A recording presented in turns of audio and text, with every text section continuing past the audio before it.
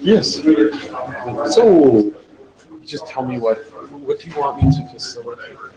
But you have this what if Bob cannot screen, and we weren't quite sure what this was going to be. But the idea is that you have things that are attacking other things. What is it's around the role really of not just things but intermediaries in terms of observing or monitoring the tension between that and privacy and confidentiality. But it's essentially the mud subject, but much larger. Yes, much larger. Well, research group, I aim for big. Keep the question simple, but I'll be back in 10 minutes. So we do have that.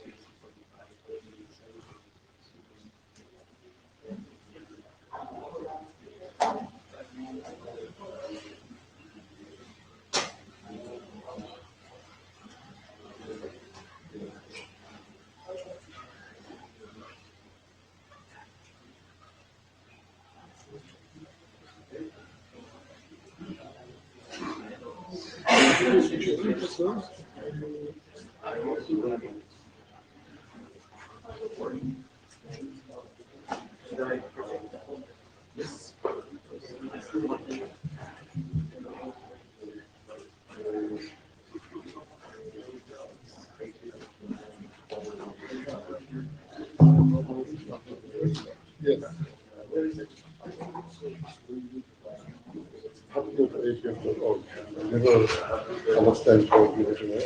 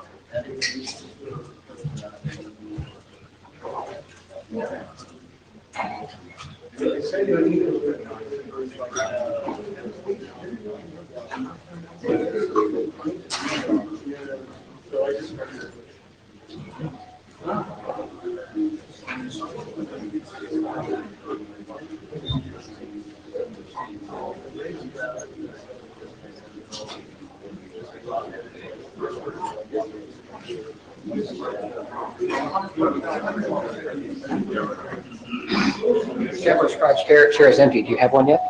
Not yet. Hey. So really short actual plenary. Yeah, so. Yeah. So I can do it if you want, since I'm sitting next to that seat, especially if it's short.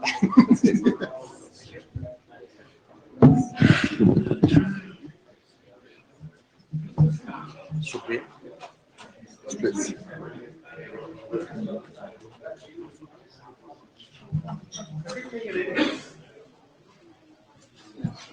Okay, 1, 2, 3, 1, 2, 3. Welcome to the Think to Think research group meeting. Yes, I'm just afraid of my front teeth, afraid for my front teeth. So we are still fighting with the technology a little bit. That was good. Thank you. So this is an IETF meeting. You may be recorded. You have to follow the IPR guidelines, which you can find at this page. Quick summary. If there is a patent claim on some technology you want to talk about, you have to tell us, or you can choose to not talk about it. But there's a lot more here, so have a look. You're interested in this kind of stuff. So we have blue sheets. It used to be pink for the IETF. Do we have note takers, Ari? Thank you. Dave Taylor is the JavaScribe. There is a Thing2Thing Research Group mailing list. And we do a GitHub repository for each meeting of the research group. So here's the GitHub repository for this time, T2TRG/2017-IETF98. And there are a lot of other things there in that GitHub organization, so occasionally have a look. So today, we have a rather weird agenda, because we don't want to do the usual thing and just having someone stand here and you all reading your mail. But instead, we want to organize the meeting into 2 rounds of breakouts. And we will come to that in a minute, how that will look like. And we will introduce each round a little bit. And then we will have very short presentations from each of the breakout groups. So I don't know if there is such thing as a 2.5-minute presentation, but we will try to get that. So not necessarily a slide, let's see.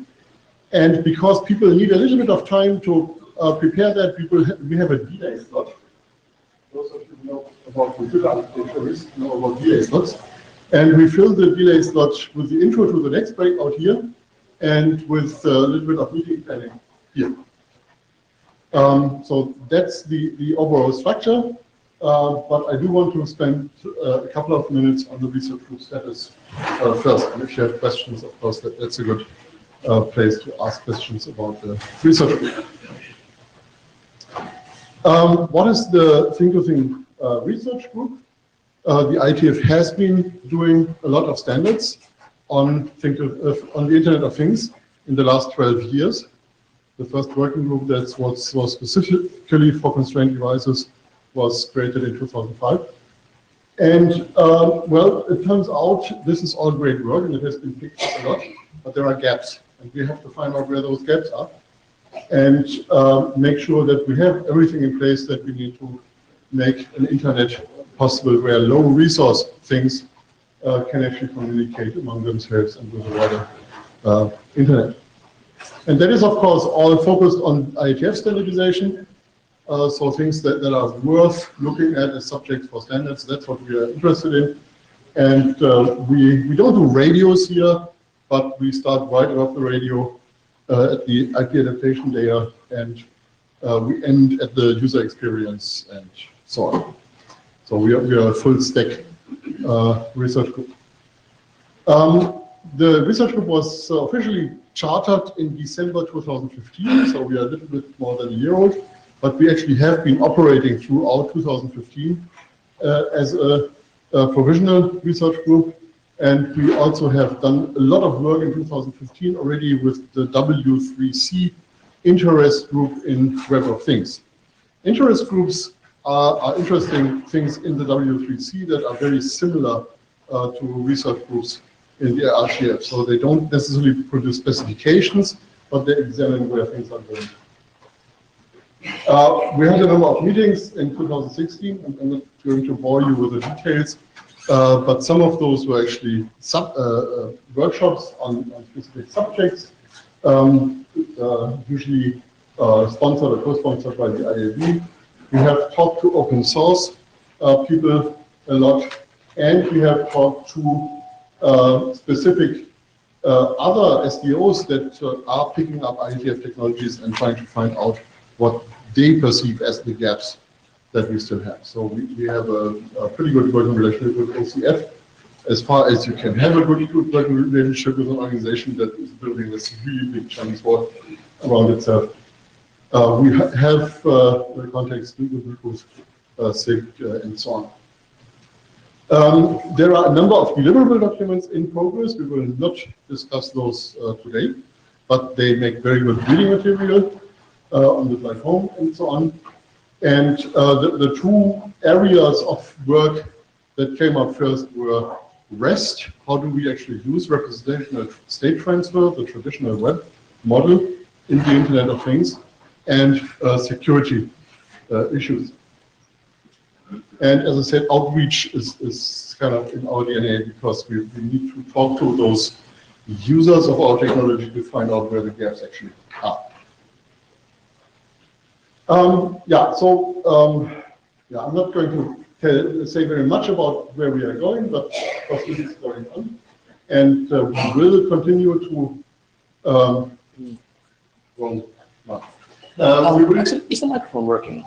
Yes, but only if I get very, very close to it. Okay. So we will continue doing things with the open source community, and we also are looking at benchmarking and reference scenarios.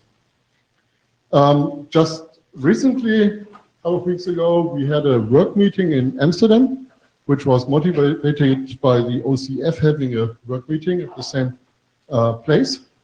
And we had a little bit of discussion about manufacturer usage descriptions, something that's getting ready in the operations area working group. And so the interesting question here is, what is the next step? So this is being done now, but it certainly is not the complete solution to problems that are perceived in this space. So where do we go from there? We had a discussion about endpoints and end-to-end security, and the materials are at this GitHub repository. And then we had a meeting with OCF, which was the reason we were meeting in Amsterdam. We informed each other about where we are going, in particular with respect to object security, the various models we have chosen developed for working with REST, connectivity, terminology. And maybe one important observation is that we do have barriers to communication, and we need to work on those. So this is understood on both sides, and there is active interest in reducing those. There will be work on the OCF data model, which is pretty interesting work because it's becoming rather comprehensive for at least the home environment. So if you're looking at a data model for a refrigerator, maybe that's where you should look. We are discussing discoveries. We are thinking about other ways of working over Bluetooth Low Energy, and we want to find better ways to actually coordinate our document reviews, which it's hard for us to review OCF's documents because they are secret before they are published, but at least OCF can, we can make sure that OCF learns early about our documents that are going to working group last call or to working group adoption. Okay, so what do we want to do today? As I said, this is a set of discovery sessions. We want to discover topics. All of you have all this tacit knowledge in your heads that's really hard for us to extract. And we want to have discussions around nebulous, cloudy topics that allow you to actually let go a little bit of that tacit knowledge and tell us what you think we should be doing. So what are the research questions that should guide us? And maybe also what are the more pressing ones? So we are looking for 2 rounds of 4 breakouts. So we have a flip chart in each corner of the room, and you can gather around the flip chart. And each corner will have a facilitator, that will on the next few slides. And maybe one or two note takers to make sure that the facilitator is not constantly held up by typing. So the facilitator will make sure that there are note takers. So that's the basic idea. So this time it's you guys doing the work, which is great. And the topics for the first session, these are the names of the facilitators. And the topics are what do we need to do to make systems interoperate that employ different kinds of data models. So we have one thing that thinks in terms of Zigbee clusters and another thing that thinks in terms of Bluetooth, what are they called? There's a name for those. And one thing that thinks in terms of OCF resources. How do they talk to each other? Second area or question, what are the problems that need to be solved before I can reasonably transfer authority to access a bunch of IT devices to a new owner when I sell my house? So questions around transfer of ownership, maybe even involuntary transfer of ownership. You may not want to sell your house. So that's an interesting area of discussion. Third point, just looking, is Alison here? Maybe we have to substitute there a little bit. But the question is, what problems are we running into by running different kinds of systems on the same networks? So the radio people are used to thinking about coexistence issues. Do we actually have coexistence issues at higher layers? Do we have systems interfering with each other in interesting ways? So what can we do to increase coexistence? And finally, the fourth question is, network onboarding and application layer security setup are usually discussed separate from each other. And there are sometimes good reasons to do that. But often this leads to a duplication of effort when you actually set environments up. So can we maybe converge this a little bit? Can I use application credentials to join the network, or can I use network credentials to join applications together? And how can we reduce the total cost of ownership in the process? Okay, now I have to look. So maybe we substitute one topic here quickly. Is Elliot here? Good, okay. So Elliot, can you just say your topic?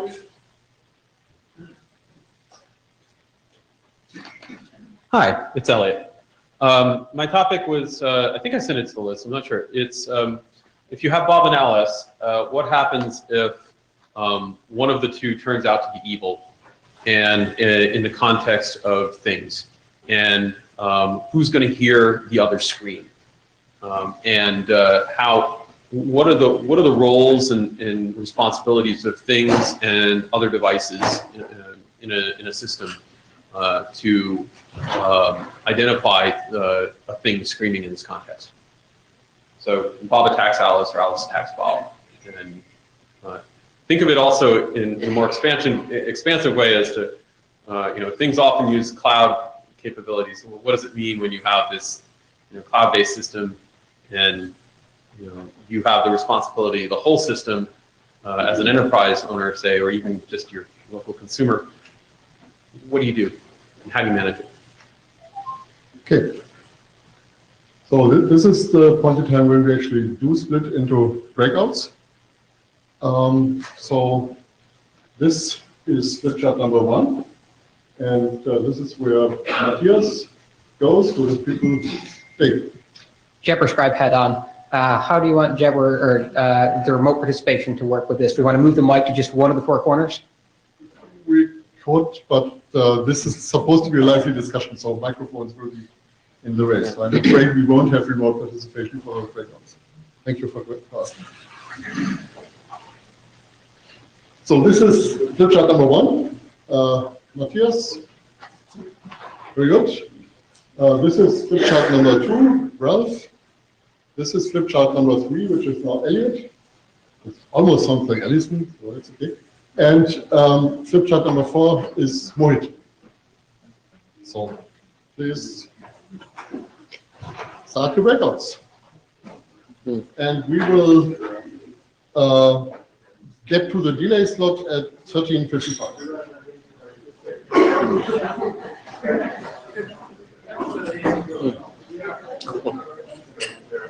How many people actually will move? That's a really interesting question. I'm thinking if we need to be better than it, get on it. Let's see.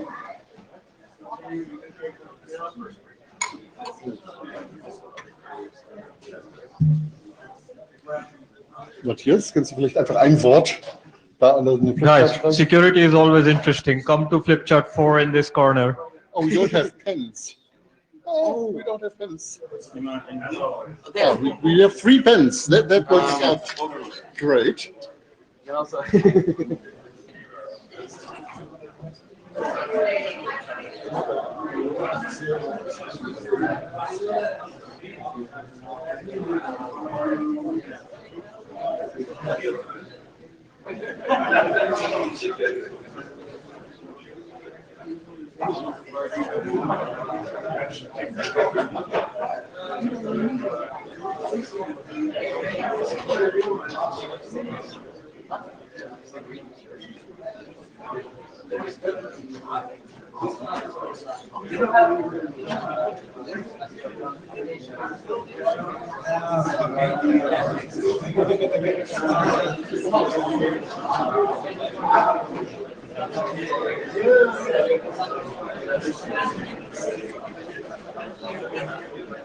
So you might be reminded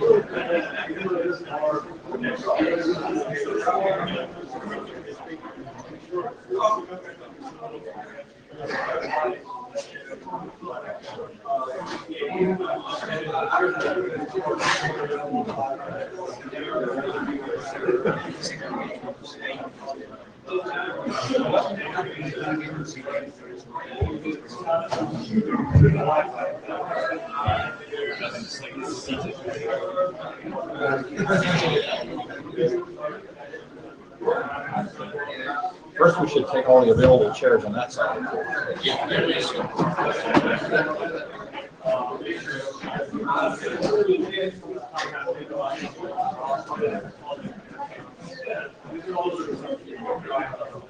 Hey folk, this is going to be really crowded with 4 conversations going on in the room. If we have 4 additional conversations going on as well, it's not going to work. So if you're not in one of the groups,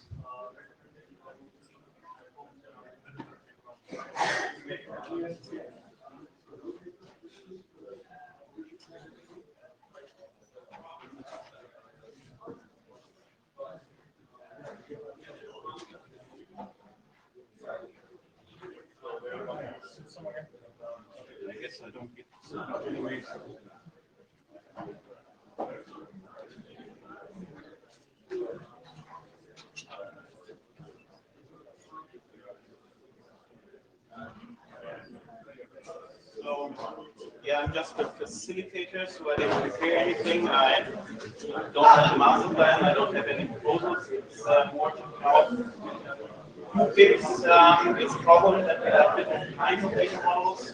So what's meant by that is that they, for instance, the gang guys, they do that in modules and so on. Then there are local guys, they have their services, characteristics and so on.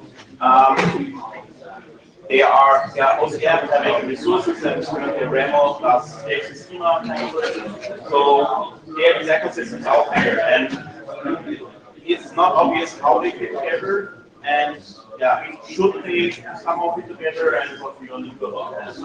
It's functional objects, static space, OpenC, UA, a lot of modeling. So what's the interest, and like at what point would they come together at all? So I mean, the Internet of Things, so Web of Things, the networks, people have different devices, different systems.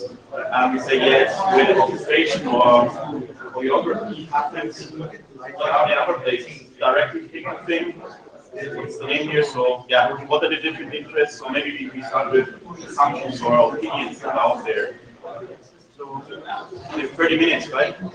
I have a question. What layers are we talking? All layers or just about 4 or what? So a data model is usually for the application. So the application has something, it's modeled somehow. For instance, in Yang, this module, and there's this kind of thing, and that has to end up in a different application. And in the end, it's, I think, down to this semantic capability. We had an IE workshop 1 year ago.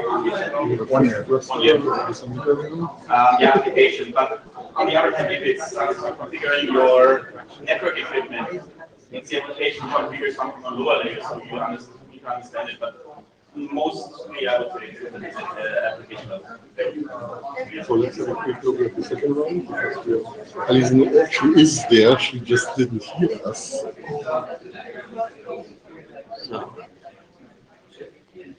Yeah, so there was actually a precursor for the semantic interoperability. There's an RC that distinguishes between information models and data models. Data models would be how to organize in bits and bytes, and information models.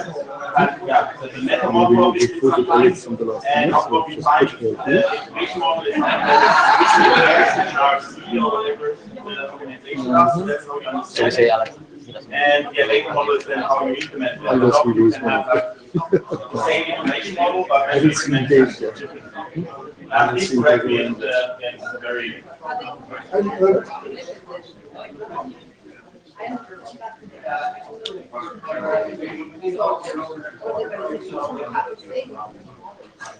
Could you repeat? Maybe that's so to paraphrase, we say we could have Come closer.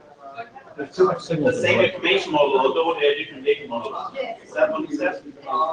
Well, Theoretically, one could represent an information model with different data models. Well, so I don't think we're talking about different kinds of representational systems necessarily, but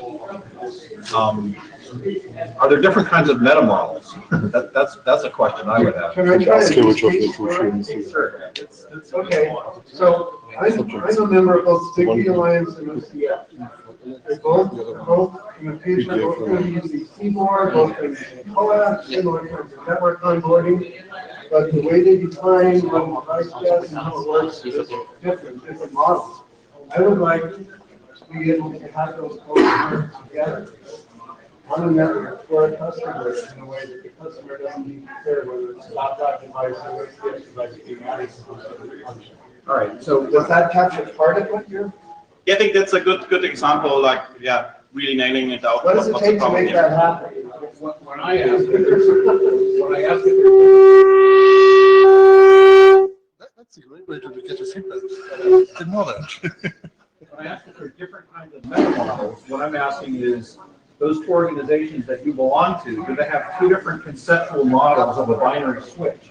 Or is a binary switch like a common thing, that a light bulb in each model? It's not terribly different conceptually. It's just sort of. But it's different enough. It's one bit of It's information. described differently, but it really does the same thing. I agree. Conceptually, it's not different. Conceptually, they are practically or implementationally different.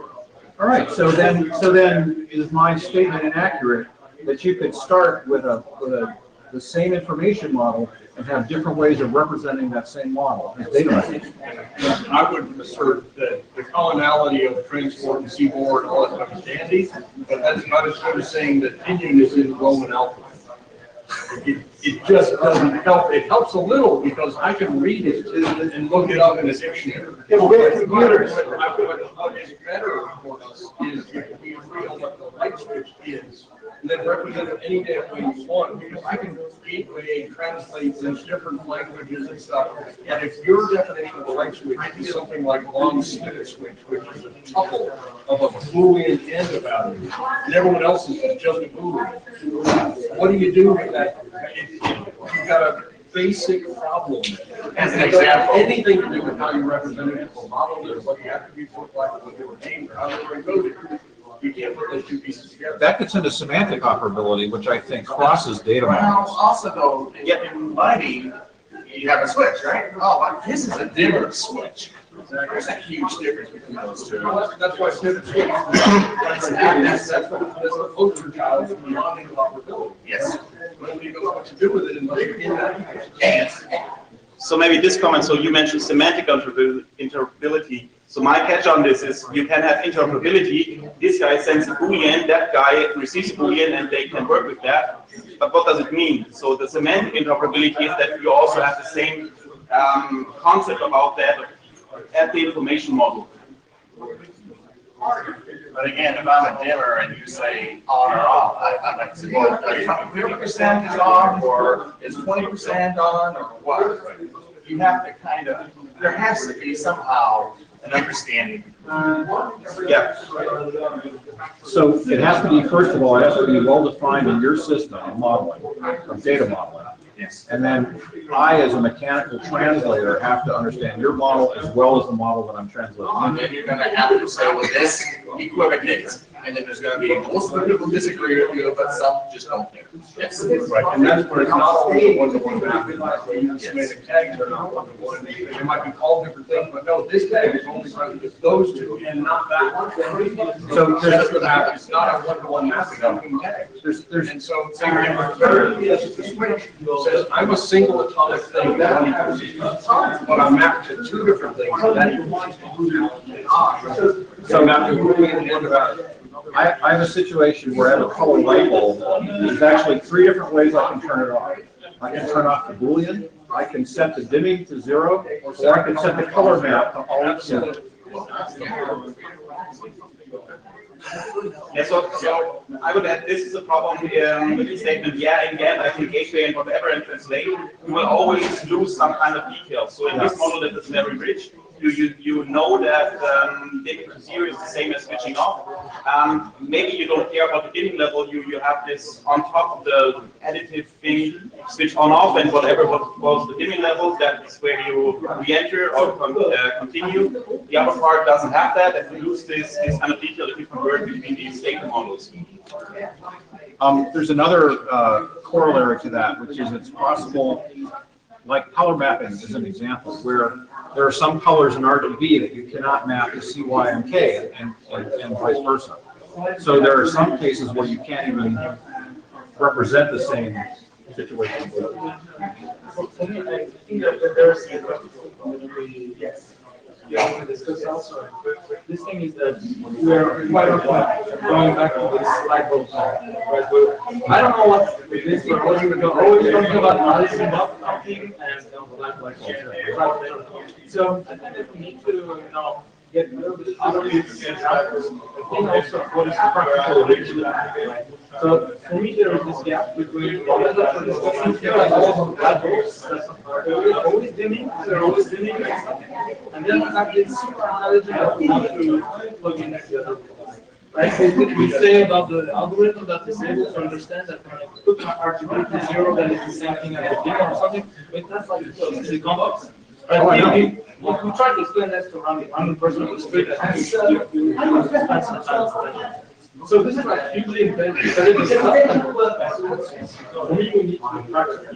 So we need to see what are the information, how can we express this data models with tools that exist today with ecosystems, because for me ecosystems, and how do we bring this gradually to a place where we will have some kind of more advanced intelligence algorithms in 5 years or something that can be more accurate, but we'll keep this interoperability.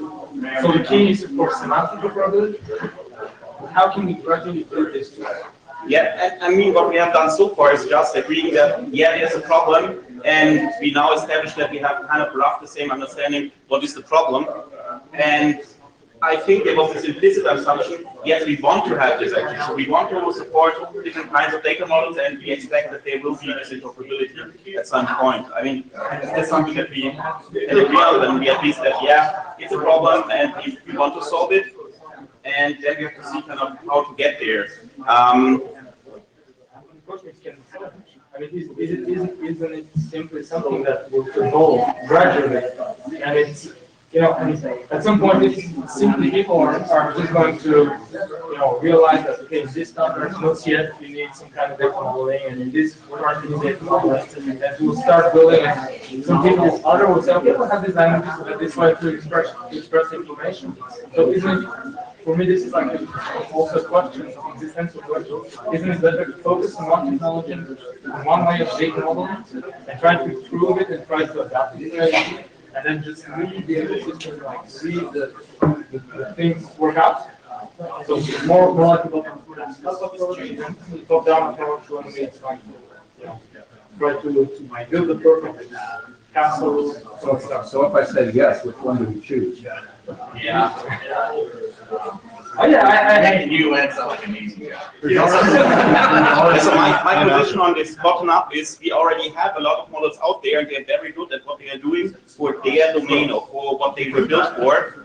And actually, I don't want to have all the details for this domain and the other domain. Usually I want to have like the really basics that I have for emergency stuff. I can shut down stuff in the other domain, like the really basics, and I don't need to have maybe these details that I don't lose anyway because I can kind of represent them, but kind of figuring out like the bottom up would be what are the atomic use cases that I have across these different domains. I have another question. What about conflicting commands? In other words, go back to the light bulb. The user wants the light bulb on because he wants to read or he wants to walk around and see what he's running into. However, the energy management system says turn that light off. We're on the energy conserve mode. How do you arbitrate between these things? These are conflicting commands. We take BACNet's priority arrays. Yeah, so, and I'm going to throw another example of this is your all the emergency. You might have the scene selected LEDs, great, but the fire panel comes in and says on. He means on. He doesn't mean on to that RGB that you selected. He means on just because you got here, yes. That wasn't even in the lighting controls concept of this channel. He had all these little color balance. So this is a completely different set of data that possibly wasn't even anticipated by their data model. Their data model might not support a temporary 100% override as a separate flag from the values. And the other problem you get into is so that's kind of additional semantic. The other problem you get into is information loss. You mentioned the color thing that's outside the palette, but there's even worse than that. If you have a gateway that's talking to the RGB thing, and somebody from over here says, oh, I just write 000 there, I got it done. Now what happens when it says on? See, I've lost the human. So you can't just say that these interoperable, one is a subset of another or in any way interoperable, because this one just learns that one what, and you've lost information. So you have to be very careful, very aware of the ecosystems, and part of that is the emergency comes into the gateway and says, oh, I know that means 100, 100%. But I know that because I'm doing the translation between these two. And I don't know how you're going to get that in some sort of machine on operations automatically figured out. But what I read in this is that it actually comes from the interoperability use case. So I want to have two systems or multiple systems work together because I see a use case and there is this kind of message that I want to define. If this is what we agree on, that is kind of overarching of all these, I could find like what's the best match to this what we agree on for all these systems, like the fire brigade on command. And then we have to shut off. You don't want to set that to 0 and then lose colors. So both of those cases are.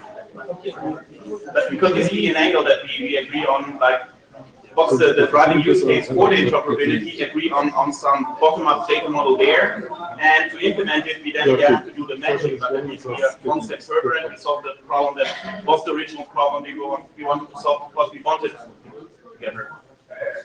For me, the situation that you described there are things that touch to the part that I'm not most knowledgeable. Like these are the intelligent ones. So these are things that I don't try to. What I try to solve is the part where we actually allow people that are doing this kind of research that are right now floating in the air, and that when you go to a conference and you're ready to find things, they sound as if they have a solution. But when they say, okay, how do I apply it to practice? I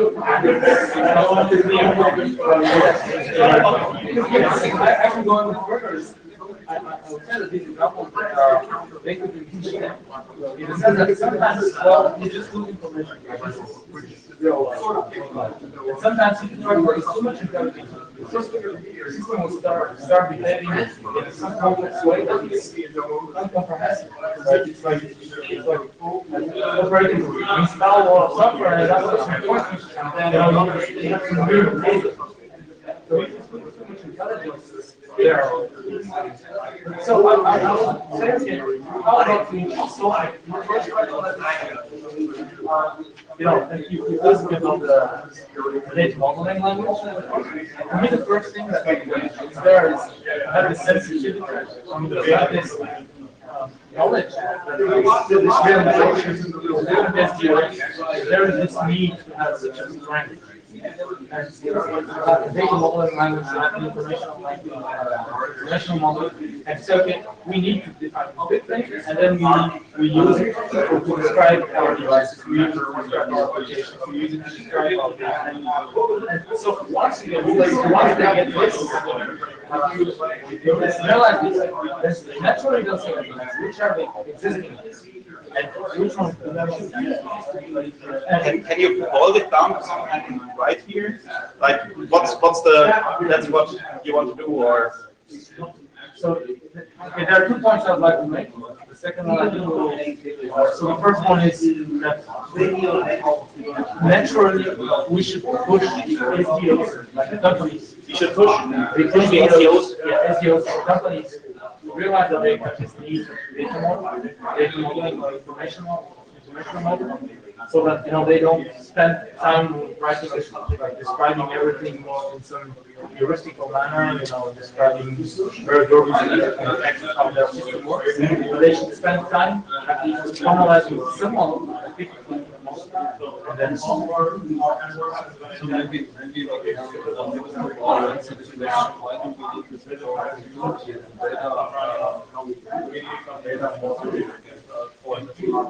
so what we have today is we have different gateways, we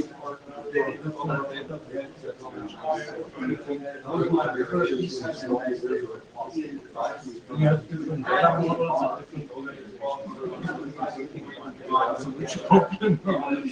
Well, it's kind of like back in the old days of networking, right? Everybody had ecosystems, right? And if I was on DECnet and you were on Apple Talk, I couldn't, we couldn't communicate.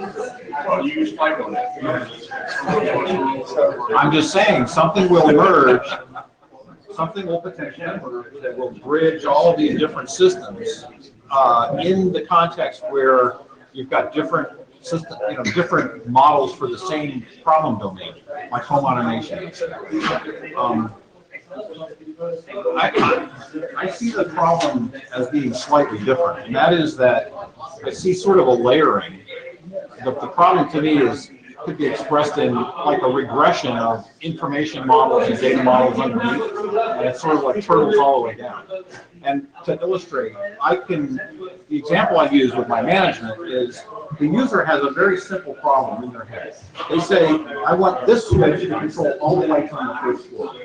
Our problem is to basically turn that into packets that travel out, but to map between this natural language goal and this very formalized information packets that are traveling on various technologies to accomplish the goal. What's in the middle? So, like BACnet has very primitive objects. Like, you could make a case that the entire world could be described in binary objects, binary inputs and outputs, analog inputs and outputs, but there's no semantics there at all. Now the next layer up, you start putting context around this binary thing. Now it becomes a light switch, right? But what rules is it?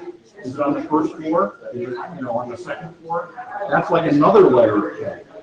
And so there has to be some sort of a system that ultimately understands gets closer to natural language, I guess is what I'm saying. So at what level, are we trying to address this problem? And just come quickly back. So what I wrote down is that we agree on the problem and one is solved. So that's why people came here. And so I do have a problem that they are recordings. And just so I think we answered the question, yes, we want to have interoperability across these silos. How you have it? Yeah, but what's in each silo? Let's start by answering that question. What I would say is that in the different layers that they have. So the upper layers connect this reasoning follow stuff like this. So typically there you have the Spark URL and what. So on top of it you have like this intelligent stuff. So we need to speak to him something that allows this thing to understand what's happening.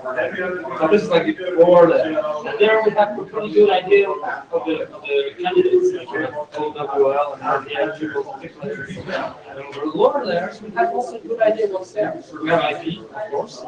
We have co-op, I would say. We have Seaboard, of course. I think that this would be the future. So we have the upper layers, we have the lower layers. And the only thing missing, and I think this is like a glue between them, that is there.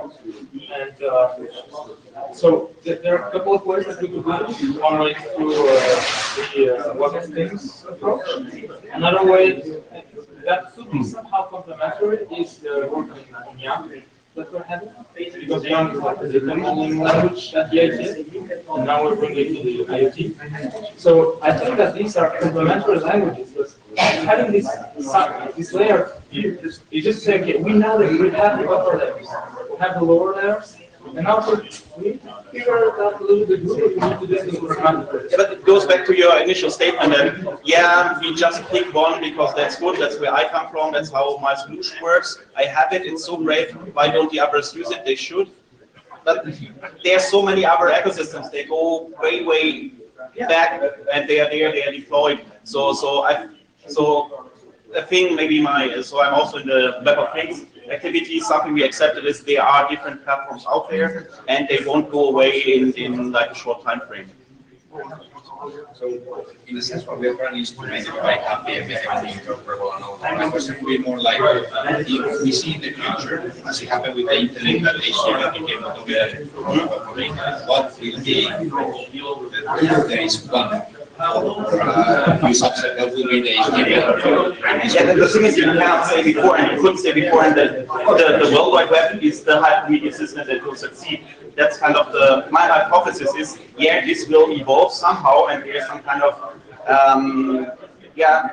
natural selection, and you will find something that is good enough that satisfies all. But we are far away from that. We have that, and we cannot just break everything. It has to continue working, and it will be something that is evolving. But right now we have to do steps that get closer to figure out and bring those different platforms closer together so they can understand what's in the technology, and we can learn from each other to solve specific problems. We have the status quo, we have a brownfield, and that's what we have to deal with. At the moment, I guess you can go by with translation data model itself, or go by the high-level that is coming to you, or they translate the data model and they including the data. But my point would be more like, is there anything from specific data models that you want to pick in order to make this HTML future modeling? Is there something that is so rich, so relevant in any model that you want to have it in the others? I would be interested in that. I know field description, I know how the grammar shape, how it looks like, and some things I like having the interaction from there is interesting. Having the actual topic statements and specific things have a little bit fits in there. These little things that we're going to in the future. I don't want to. I agree that gateways should perform translations, and I hear that we have almost an infinite number of gateways. No, I know, but that's what because everybody has a better idea than the other guy. But the one thing I still, and I'll go back to it, arbitration. I have, they're saying, you know, the one guy is saying, yeah, 55, the other guy is saying, no, no, no, I got a better idea. I mean, so how do you arbitrate between these two infinitely smart devices?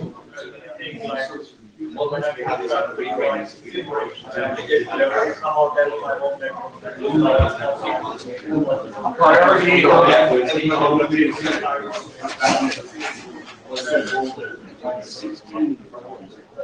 and real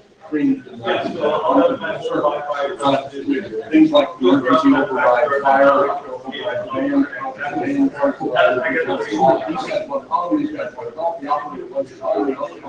all this stuff, and it's to fall back to done. That's what's the priority raised. A properly engineered system will define who wins. Yes. And it's not last priority, it's when that demand signal goes away. You know, the lights come back on. And it's just the fire goes away. Usually for it is on. Well, no, it was 16, but it's honestly 8 was. The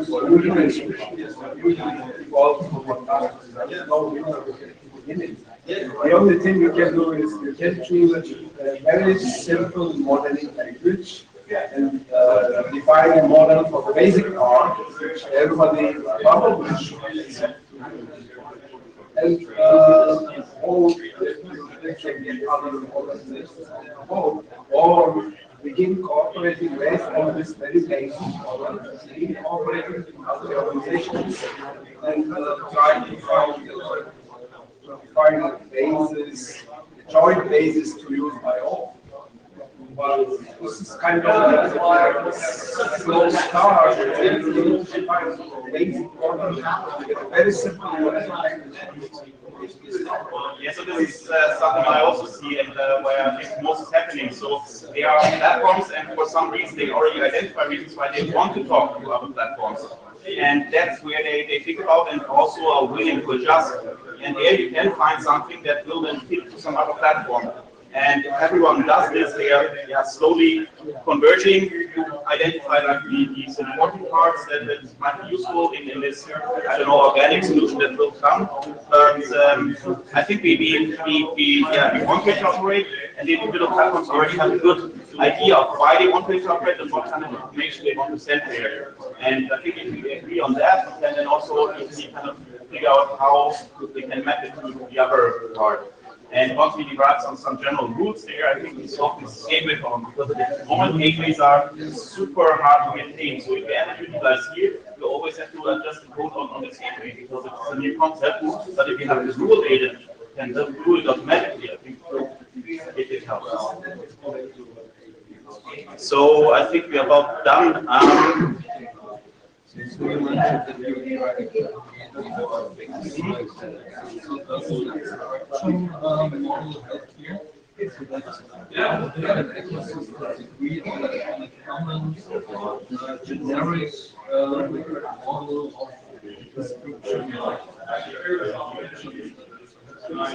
Yes, also kind of the rough approach that we think discussing and with the kind of liaison we have so far, allows that we agreed on a narrow way action model that kind of covers in a way all the interactions that possible in the different platforms. Somehow it's looking out REST and PubSub, or it's like you have some properties that you can read or something's right. You have something like actions, so you can send a command or C stars. You can have a lot, and then there's also complex topics of events or industries, whatever. So that's a very big block. But in the end, it's something where you want to, I don't know, push data from the other side and put the events. I mean, it's very touchy, but yeah, there's this narrow way for the other parties.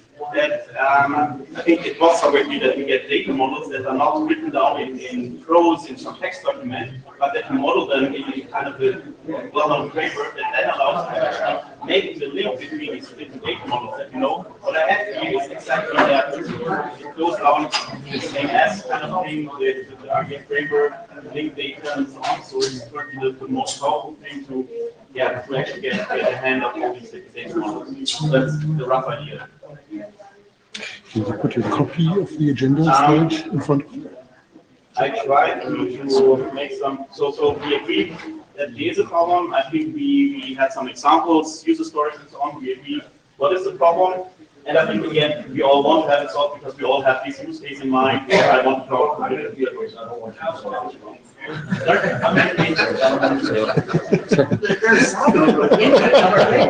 I know.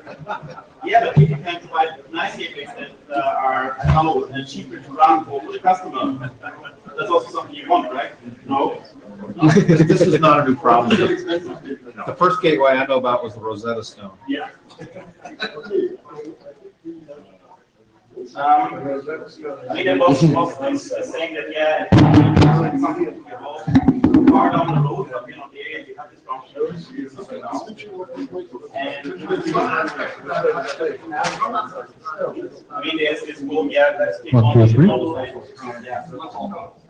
Yeah. Okay, it looks like we have reached the end of the first breakout.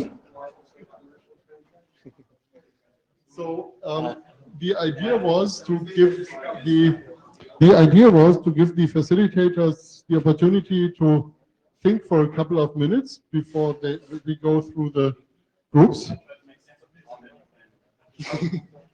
Yeah, so you don't have to have a slide. Just reciting from your flip chart, maybe we can move the microphone around. The Meet Echo people will hate us.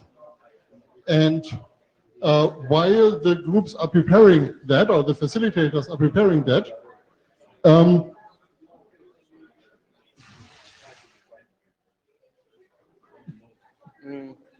doesn't quite work yet. This one? So while the facilitators are preparing that, let me talk about the topics for the second round.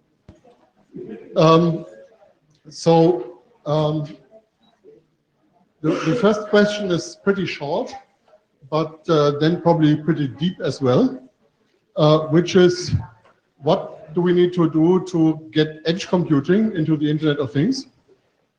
If you are in that breakout, try to refrain from trying to define edge computing. That doesn't work, but try to talk about what are the technical issues that need to be solved in this area. Second breakout, what does it mean to configure some remote certificates, well, whatever, credentials on the device, which then sits in a drawer for 2 years and will be expected to be deployed for 10 years. But the lifetime of that certificate is 1 year. So the issue here is, how do we work in the Internet of Things with technology that has been designed for a space where things are updated every month? If you have a Microsoft operating system, you put in a patch every month. But that's maybe not what will happen with IoT devices. In particular, if they don't have power and are sitting in a drawer as spares. Third point, third breakout, we have so many ways to do early discovery. So when you take out something out of the packaging and try to make it make it part of your network, make it find the other devices it has to talk to.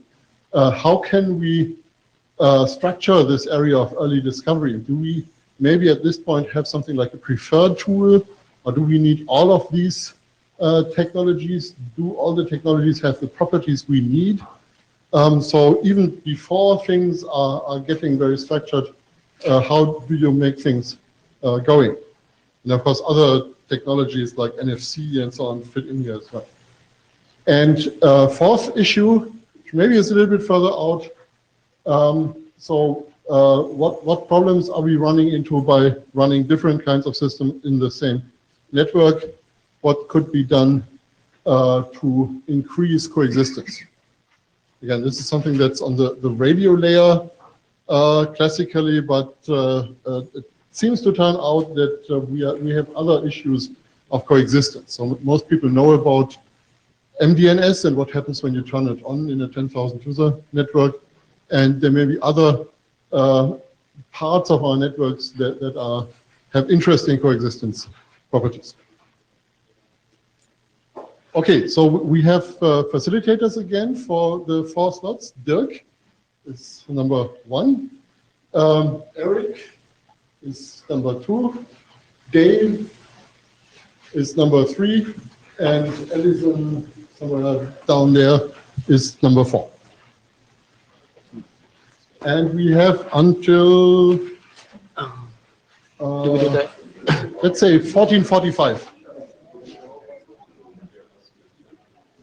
Oh, I'm sorry. We want to do the roll calls. So Matthias, can you give a 2.5 minute summary? Yeah.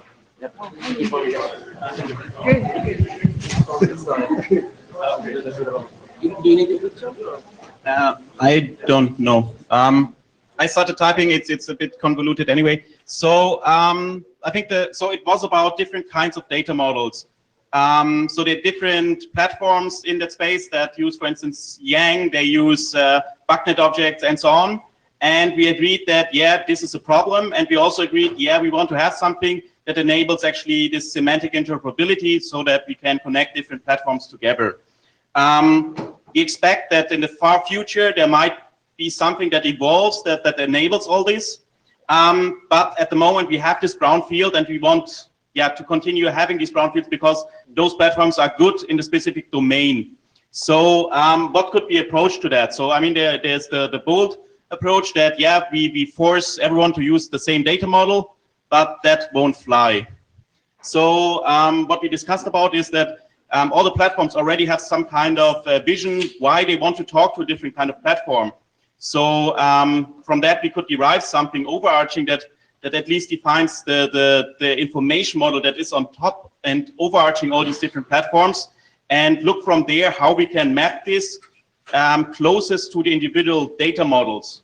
The thing is that by this mapping, you always lose detail that, yeah, if you start in one platform, it has a set of, it's able to define a lot of details, and the other platform is not, but there is something connecting them that piece of information that we want to convey. So maybe we can agree on something there. We discussed a bit on the gateways. I mean, yeah, at the moment you can have gateways, they can translate and so on, but if you see the large number of platforms and so on, it might probably not scale. So there's, of course, different opinions and so on, but I think it goes back to the initial agreement that, yeah, we want to have something that makes this easier, more maintainable.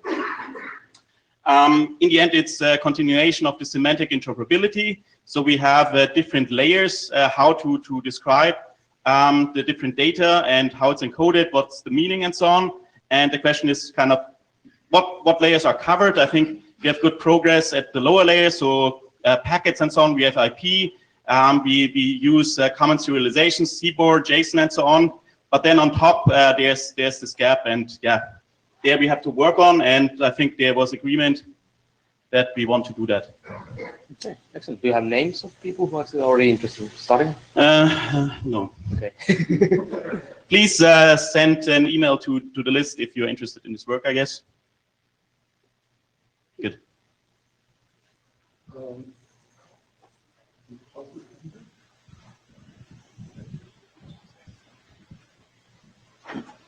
All right, so Very close. let me ask a quick process question. We have very graciously some notes that were taken. Would the notes from the session be of interest to either post to the minutes for the meeting or to the mailing list or something? Okay, great. So we talked about what do you do with devices in your home when you sell your house? And we decided it's a really hard problem.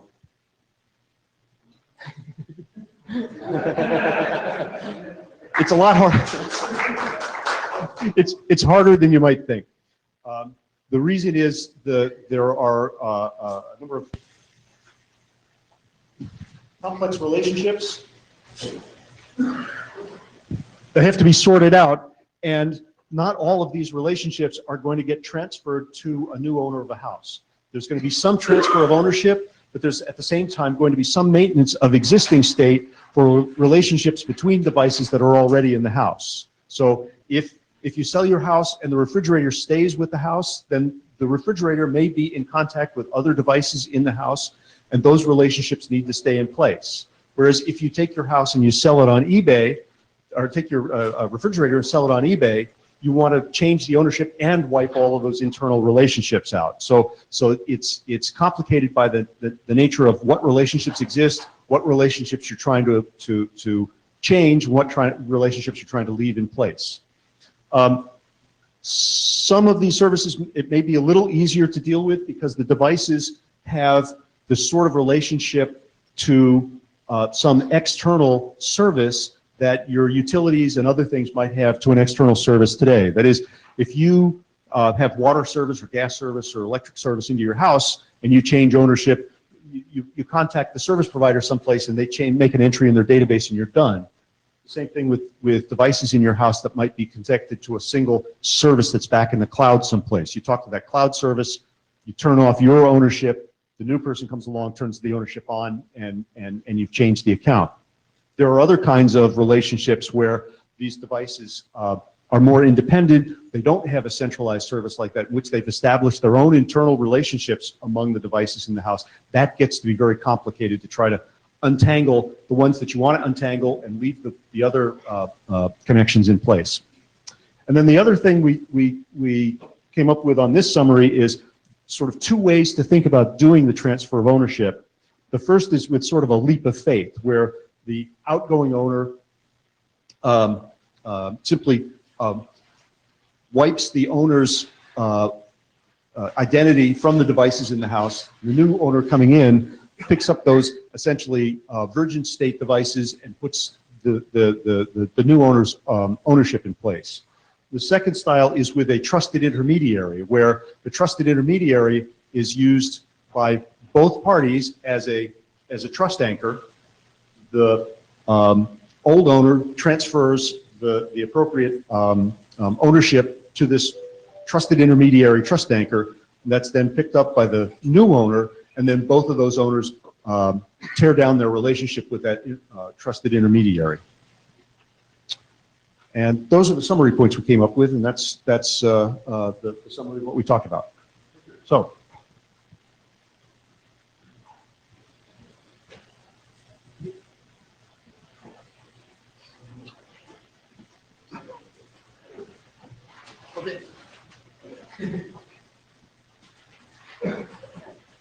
Okay, so I'm Elliot again. All right, I apologize. I'm going to try and read from notes. We had a very wide-ranging session that started with what happens if Bob attacks Alice or vice versa, and the other doesn't get a chance to scream.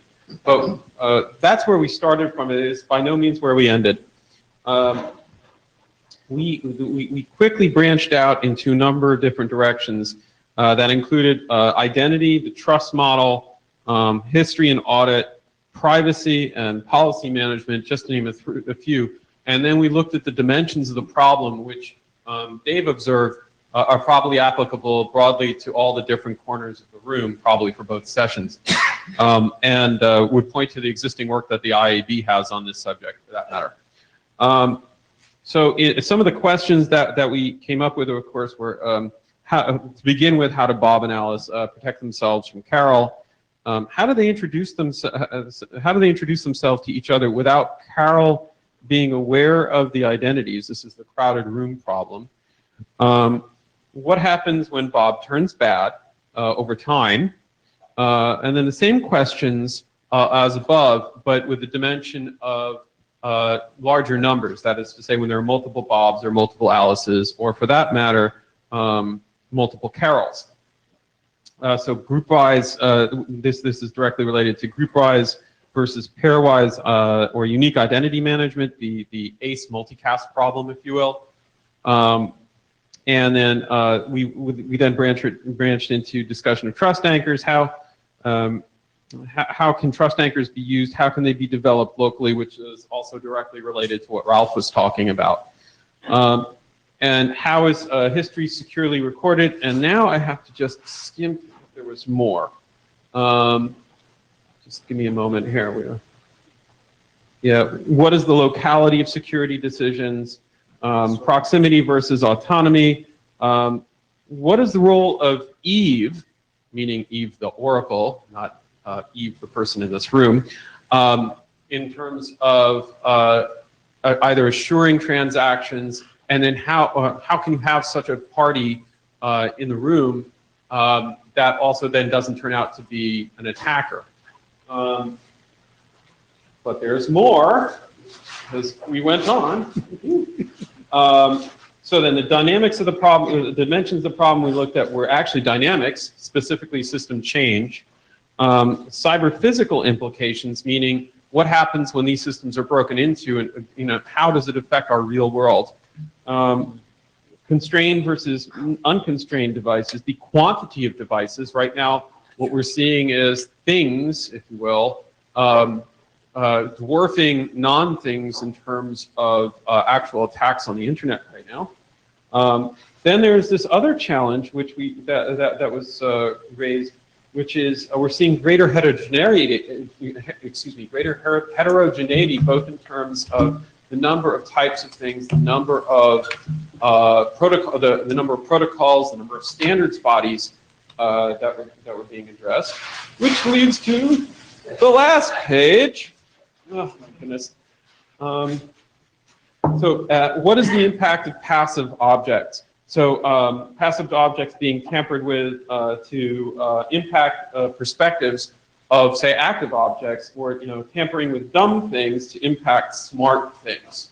And the example was given, could somebody fiddle with detergent to change the perspective of, say, a smart thing that is meant to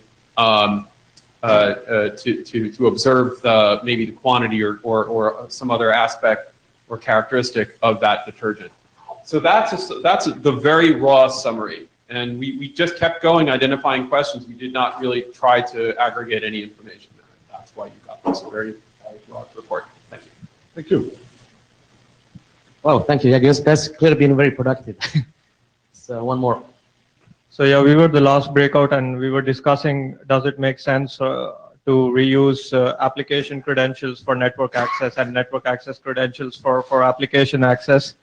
And we were a bunch of 16 people. I have their names here. So we had our own white sheet instead of the blue sheets. Very interesting discussion. So of course, early on we came to the conclusion that it does make sense. So we looked at this toothbrush example.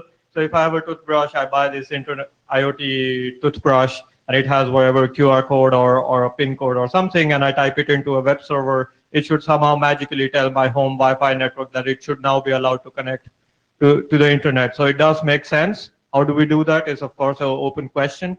Also, we got a very good suggestion. Can we reverse the direction of network access authentication? So to give you an example, I come to this room, I put 10 devices here, and then I go onto some server and say, please enable internet access for these 10 devices. And the reason for doing that is the server has much more resources, it has UI, it has more processing power to do that than these 10 devices that I just put in the network. So it would make sense to reverse this direction, and for that we probably need some new methods of network access authentication.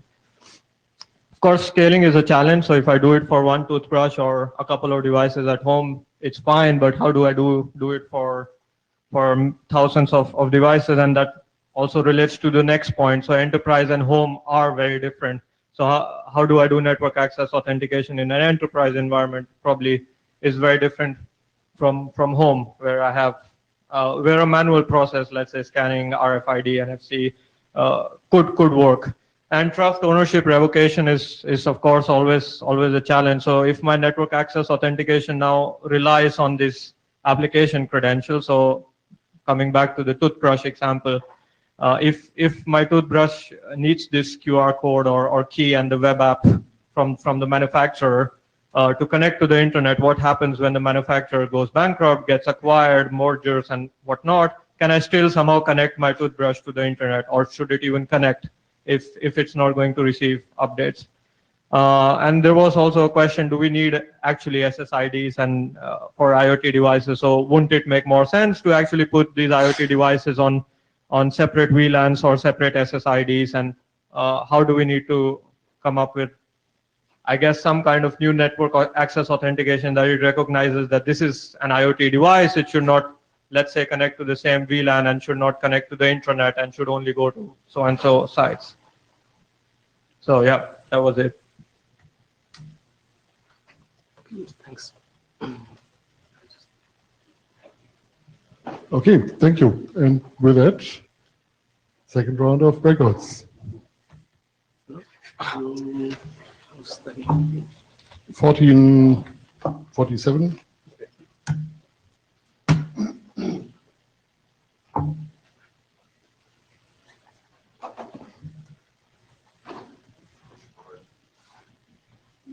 That's up.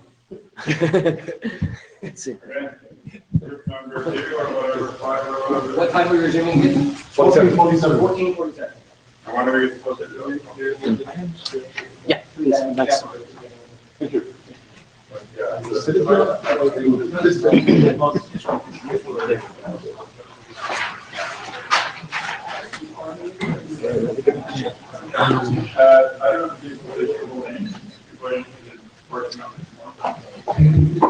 You're afraid I will have to join this one. Sir? I will have to join this one. It's computer. It's very interesting. Actually. No.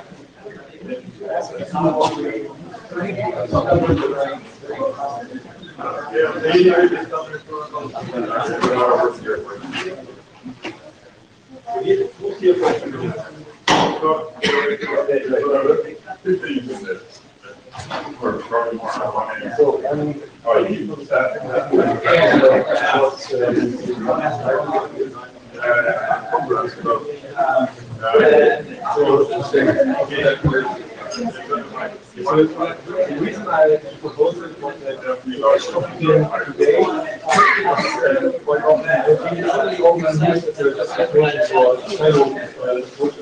yeah, today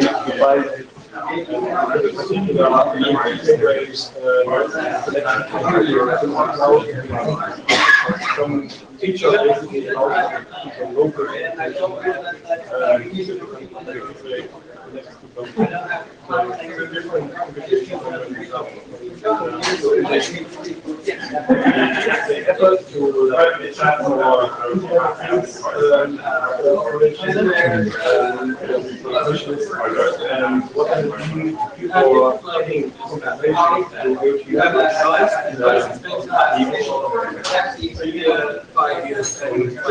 so I mean, typically we can see the security of so think about, for example, setting something on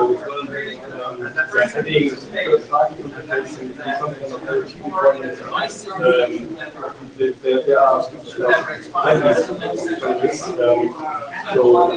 example, one aspect work on and the other thing, my motivation for proposing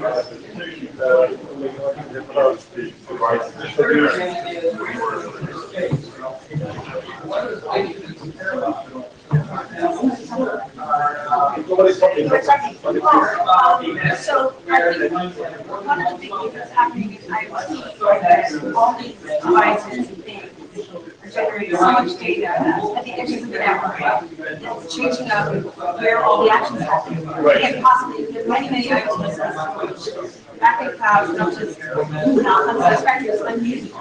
And so, all that functionality is migrating to the edge. And it's where between what I'm seeing, we're not talking about that. We're talking about so from a procedure standpoint, are you wanting us to tell you, compose research areas of computing? So I'll start off. Let those people give their opinions about that, why it's computing.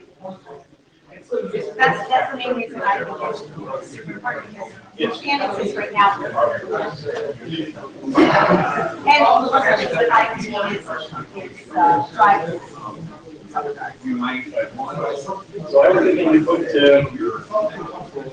I also said we can share this motivation. It may not be the only, get data Volume,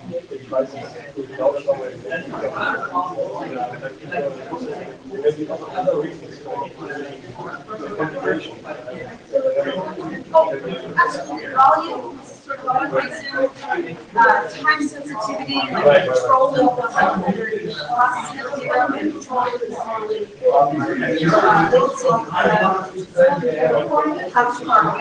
the trust sensitivity for everything's camera. And then the fourth one is energy. Not using as much energy as that's coming around. And a fifth one would be disconnectivity, connection to somewhere else. So you need, and a close connection, or intermittent disconnection, or flavor of what's happening.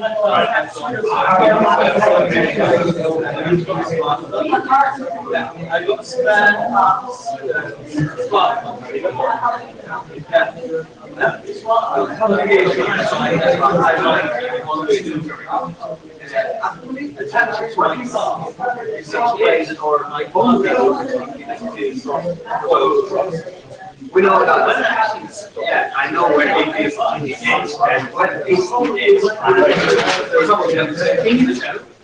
example, my laptop has minimum information. I want a device. I'm loading because I make computing active. I can provide them the power, the example, or even the sensor. Also, we extend from the sensor these kind of devices. We can also extend the cloud sensor. Yeah, I know that the cloud is far. Yeah, okay, but where's the one? Yeah, but most of the is there will be a lot of middle, the small data.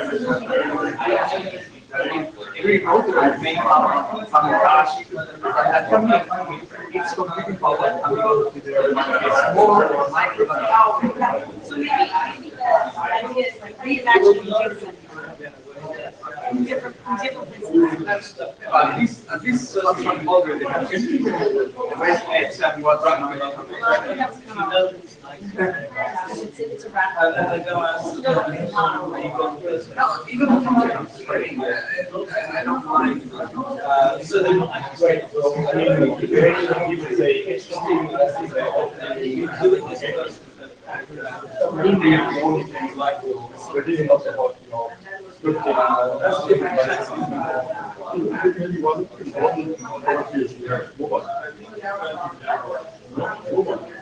not the moment.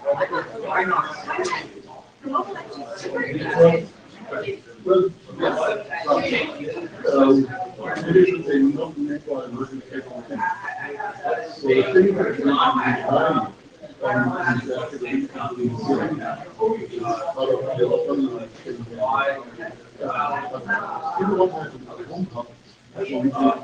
control stuff at home.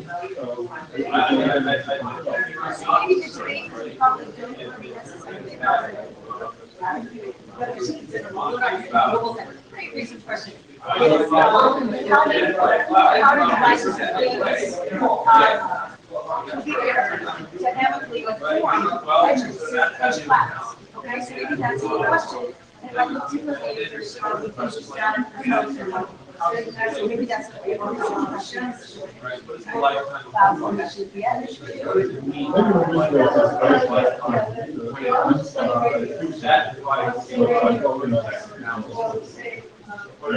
Things move faster than computation.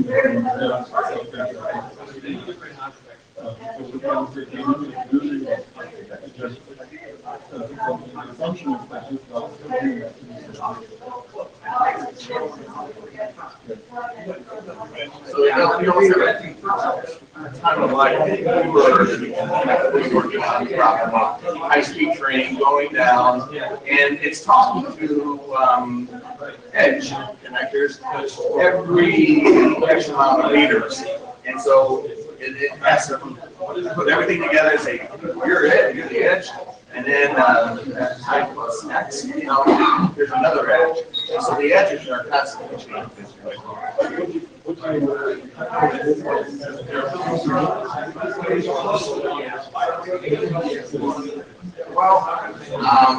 a bit of both. Okay, then it's just the thing, how smart is it? Can it realize that there's something out there? Some things are so dumb that they have to trust something to talk to anyone. I mean, all they can do is, but they need a parent. So what are the needs, I guess, before you get into that? What are the needs of the internet?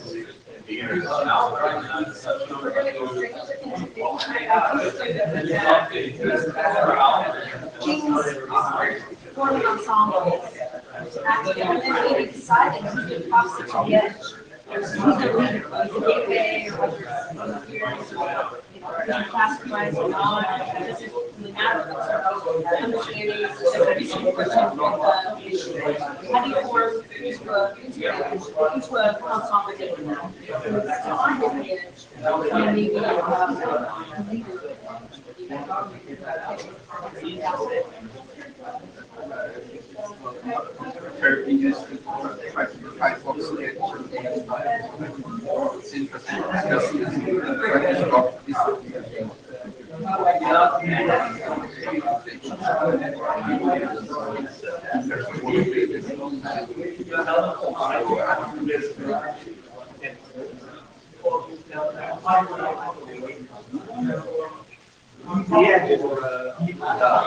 just if you look at my you just that's because you really need just in the beginning there was this assumption that this is somehow connected to silos or something. You mentioned something in the beginning and I wasn't quite sure that this facilitates everything. Well, what I'm trying to say, what I say is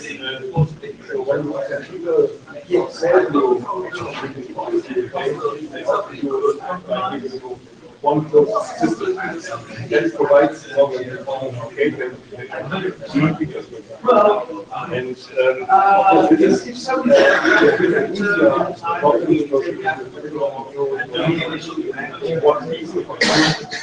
but if you open this up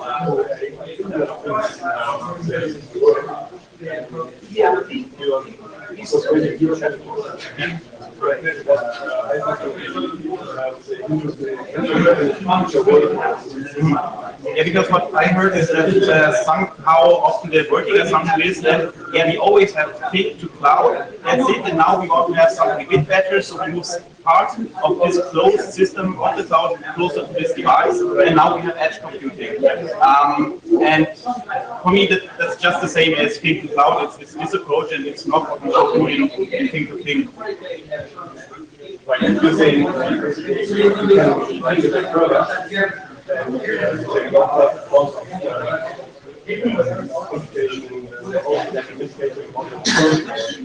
Yeah.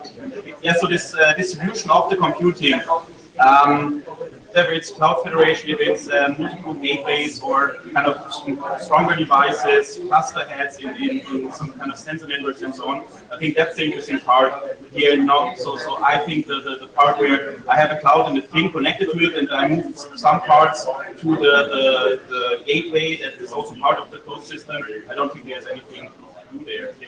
Yeah, right. Thank you. How would people use how would programmers have a job for devices have a job and ask for resources to service that job? And they don't care. They're just going to ask for a job to do something, and the system is going to figure out these people have constraints for that job. And the requirements, functional, non-functional. Should that job be close, medium, or far away? So I do think you're right. It's an evolution of cloud now. So what is the programming model for users on the edge to request what they need? So resources and objects need to be something secure, tasks, and anything. So in order to assemble a bunch of resources, I think Braxia in a data center, you know, OpenStack, what does that look like when it's completely distributed to the edge? And, you know, maybe there isn't just one owner who's running data center next to the other.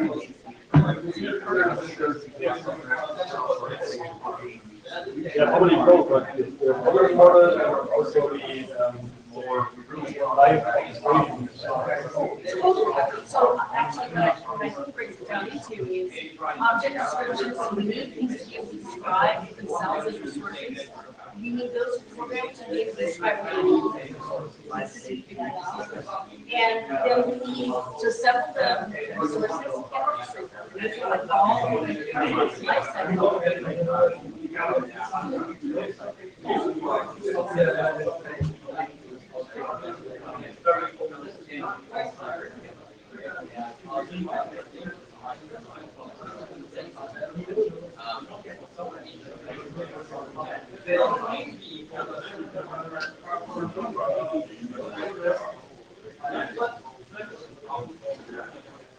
The one issue that maybe is isolation. Problems of activity going on now. The actual function of one of the units.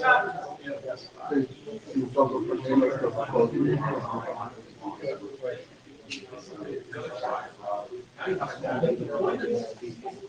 so these things sound like microservices.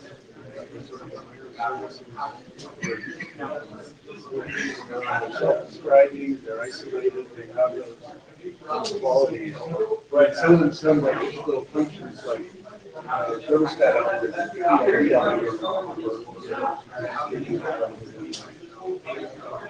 One of the questions is what is the use for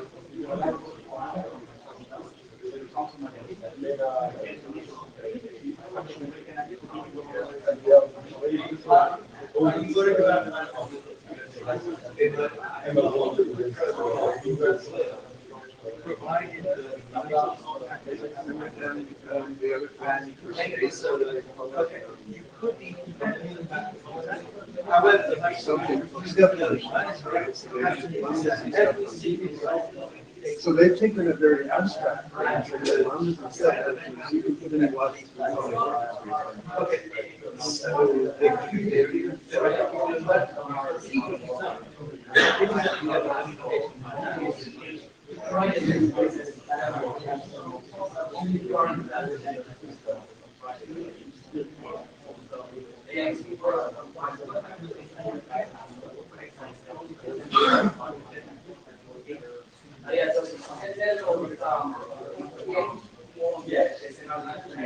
So this is the lead of my happy start today. Signing the unit of functions of the web page.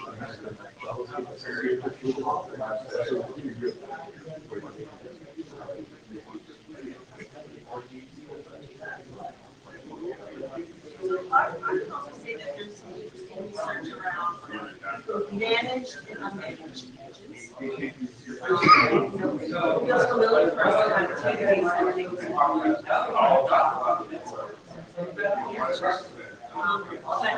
That would be extreme. More like ambient, where asking traffic. So the whole idea comes from. I consider it a managed space. It's largely unmanaged. You guys kind of organically managed. But beyond that is just, you know, what's the edge look like? And it's completely managed.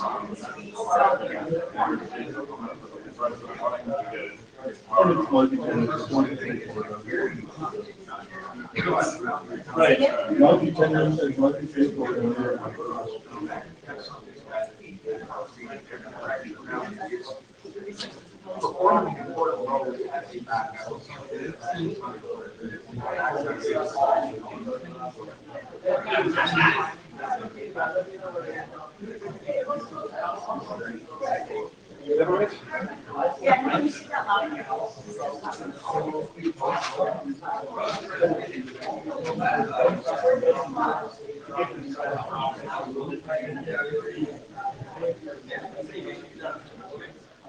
I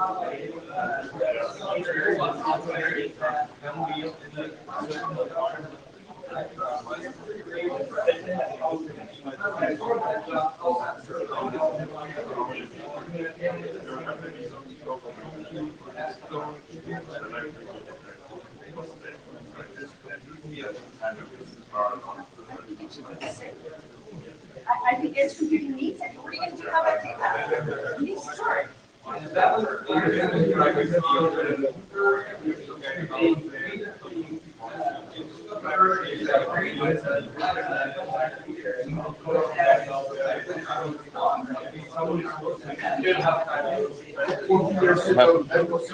many more? What did you say? 45?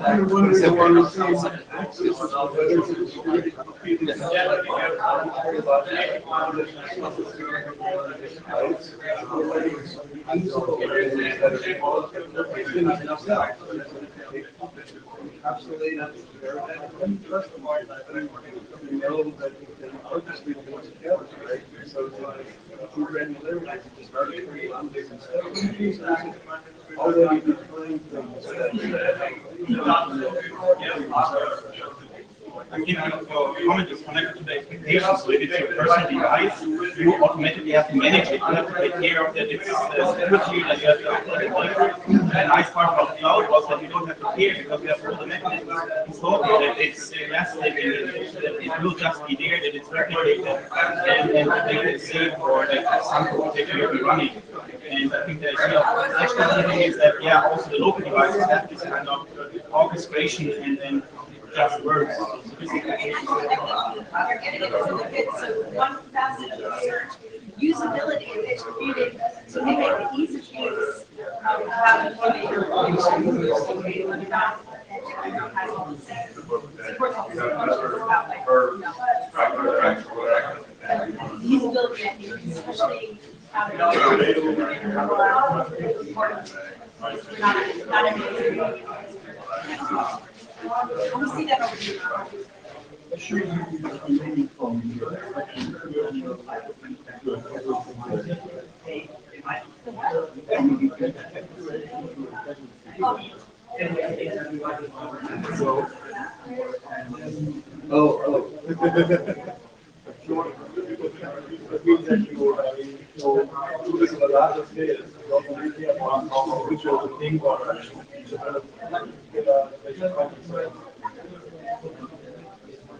So, it's one of the difference between is it that as you make the sense that different information I have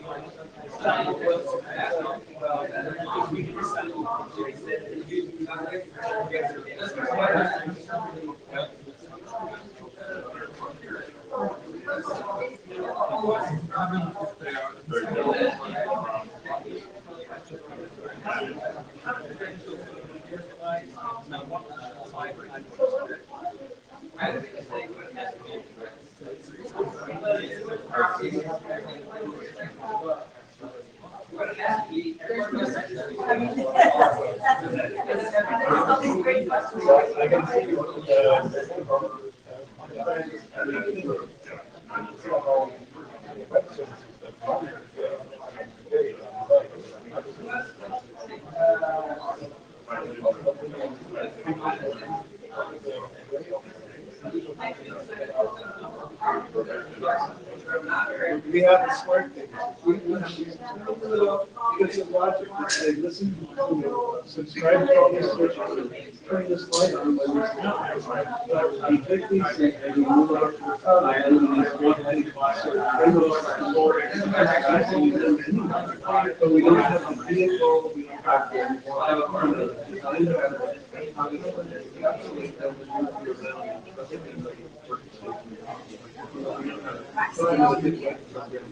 even when we run the gateway, we sort of run the gateway basic design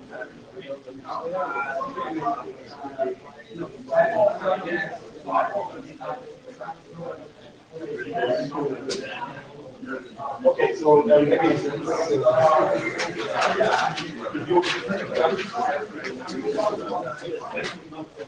so we talked about modulation. So why is this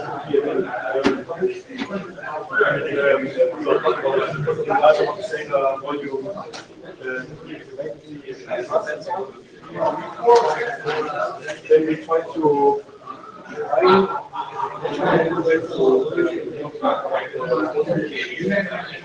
so where's the and what's the notion of basically the notion of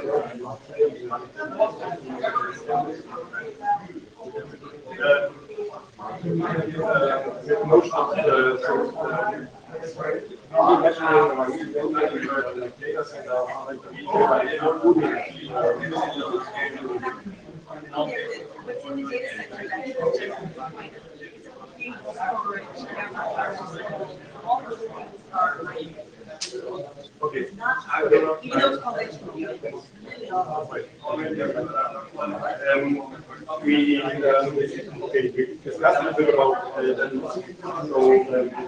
how mobile edge network need a lot of scaling, and so the notion that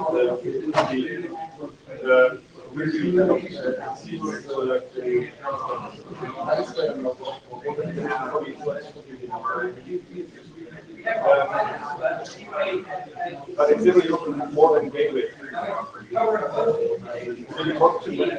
too much.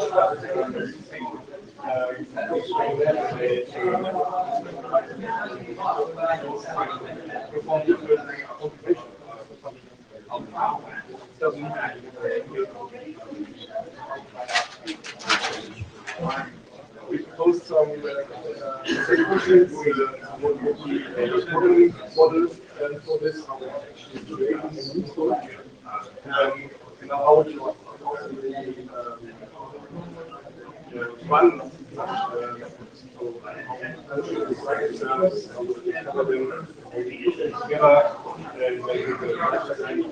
run isolation was mentioned as an important feature. We talked about different levels of variability, so virtual machines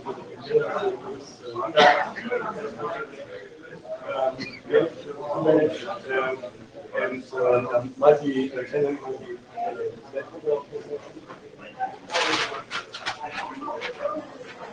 we had discussion different between national data centers.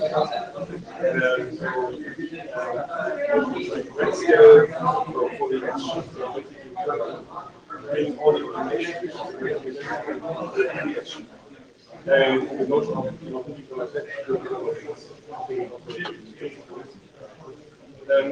anything else what we could think about controversial opinions. IETF. And, well, IETF. So I think that there's this notion of intra-edge communication. There's also a notion of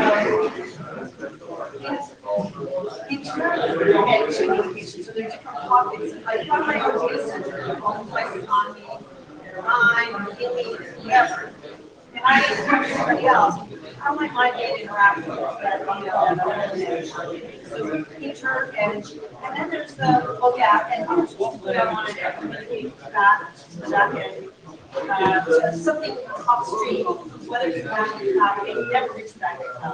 Something upstream. There's also there's the same or different that actually might have their content centered. So I think that would be Right, that's a question that is one. And then. And I do think that maybe the data center architecture for those kind of things is super important because back to I was thinking of the data center being the difference between OpenStack and Docker. Right, so, right, I mean, you can't, let's compare it to OpenStack, it's like, it's one resource. Docker is just more something. When you talk about data centers, definitely technically, it's not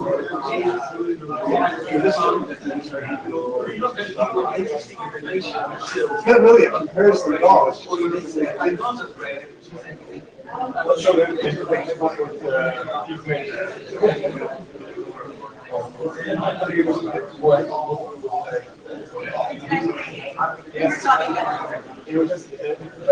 I wasn't trying to interpret or explain that. I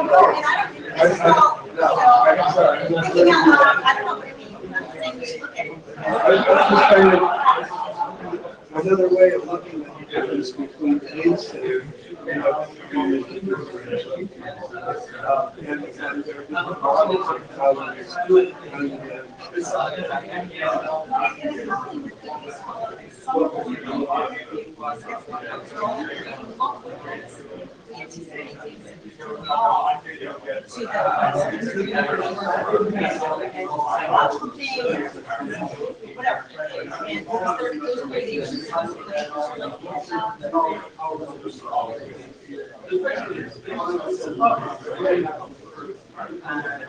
It's a question of technology, the second step may be.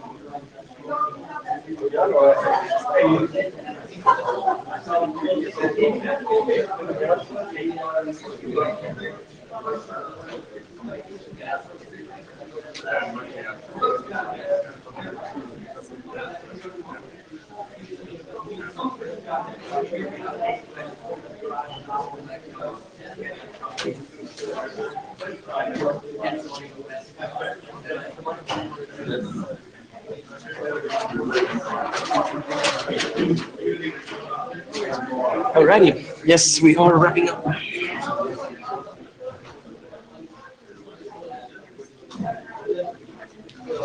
Okay, so we now have the start of the delay slot where the facilitators are collecting their thoughts about what they will be presenting in a couple of minutes.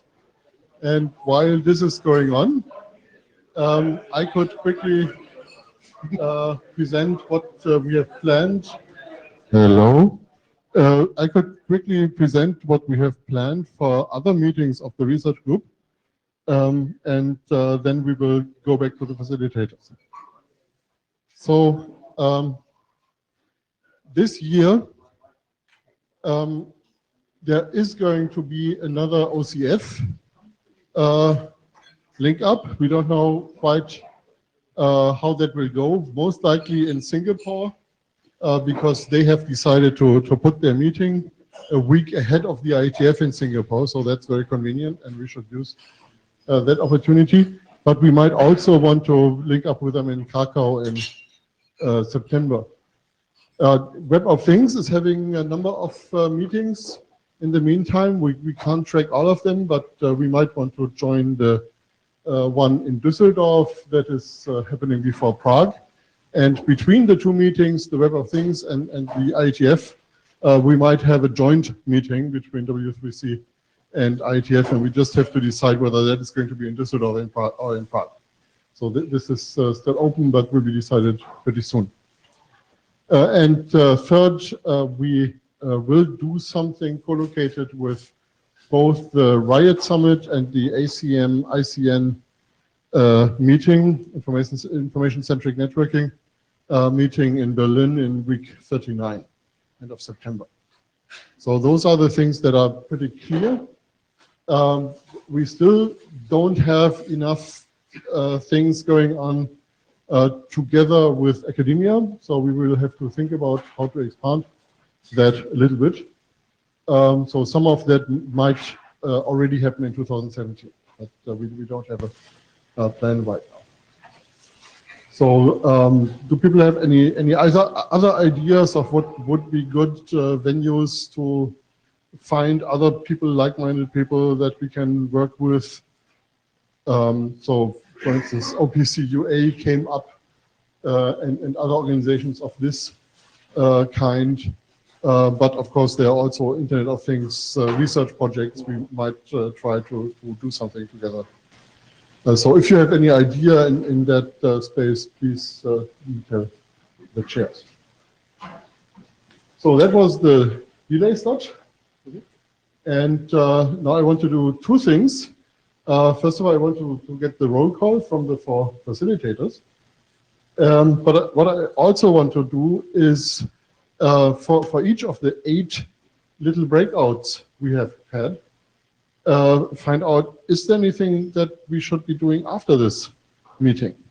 So are we maybe far enough to actually write a document about this?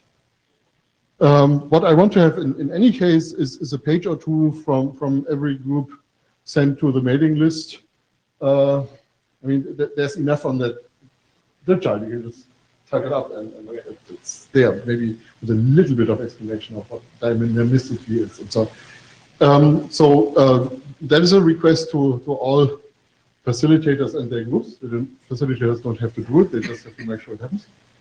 But is there anything beyond that we want to do? Is any group far enough to want to write a document now? So I'll hand through the groups 5 to 8, and then maybe we can revisit the question for 1 to 4. Okay, edge computing. So we started off with discussing a little bit the actual motivation for edge computing in IoT. And so you probably have heard a few of those. But for example, there's the motivation of being able to process larger amounts of data, so larger than you can actually transmit to, for example, somewhere in the cloud in real time. There's also some sensitivity to latency and maybe also trust, right? So you don't want to share everything for example, data center analytics. There may also be energy consideration why it may make sense to compute things locally. And so in general, the whole aspect of autonomy may make sense in some scenarios. So when people talk about edge computing in IoT, like today, or say in legacy systems, they often mean some siloed approach where some vendor gives you an IoT gateway, a cloud platform, and then there is some trust that the functions that you run on those do something useful. So we thought a little bit about the, say, Internet of Things edge computing, so a more open system that allows, say, more dynamic execution of functions, more third-party platforms, perhaps. So terminology-wise, we discussed a bit, so what does it actually mean, edge? So does it pertain to, say, always a well-defined point like an IoT gateway? So we think it doesn't. And actually, we thought, so this is actually a good opportunity to rethink the notion of where the network ends and where the edge is. So you may be able to attach new edges and also share computation results between them, for example. Another question is, so I mean, edge computing is a really broad term. You may have heard about mobile edge computing. Is this the same thing? So of course, if the duration of a calculation kind of takes longer than your network attachment duration, it doesn't really make sense. It's really edge computing. So some scenarios maybe don't fall into this topic. So definitely, we decided it's more than just gateway computing. We came up with a couple of questions that could be worthwhile discussing. So one is the programming model for IoT edges. So how would you actually create a useful service consisting of maybe, say, several functions, how would you then operate this? So in production time, how would you describe functions? How would you do discovery? And then do the, say, assembly, lifecycle management, orchestration, and so on. Achieving isolation on a multi-tenant system, of course, is super important. So if there's a fault in one function, of course, it shouldn't affect the overall system or other functions.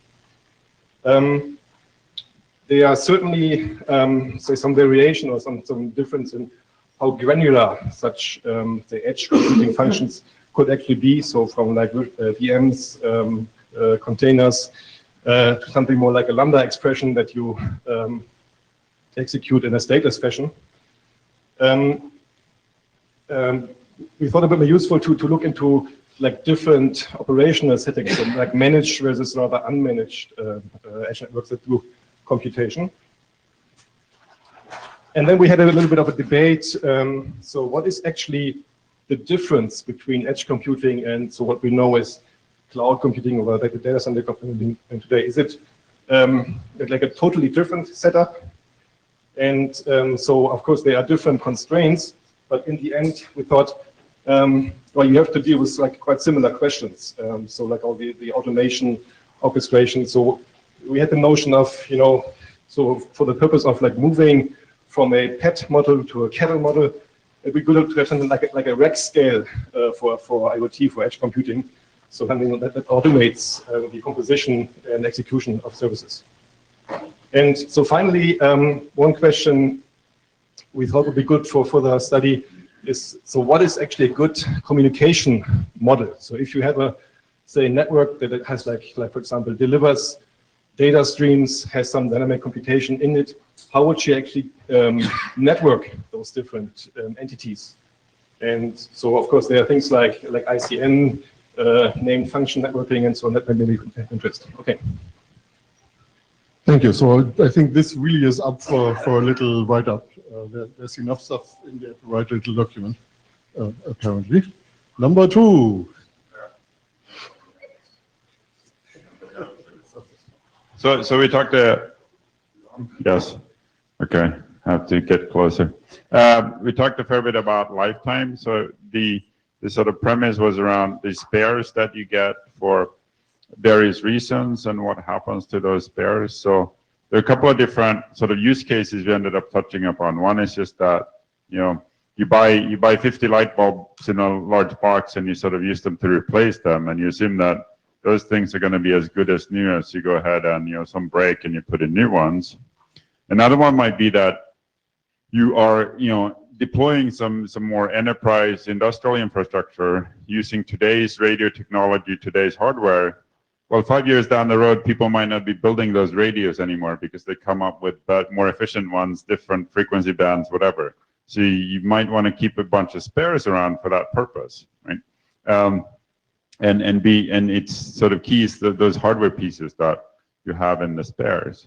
A third one might be that you're building something in that you can't even physically access. And an example was, yeah, you have some stress sensors in a bridge inside the concrete. Next to it sits a cold spare that will only get powered on when the first one fails, right? And in all of those cases, what happens when this device actually powers back on, or when it powers on for the first time? So we talked about, you know, what does this mean in terms of the lifetime as a whole for the devices, in terms of manufacturer could go bankrupt, or manufacturer could stick around but stop issuing software updates, bug fixes for this, right?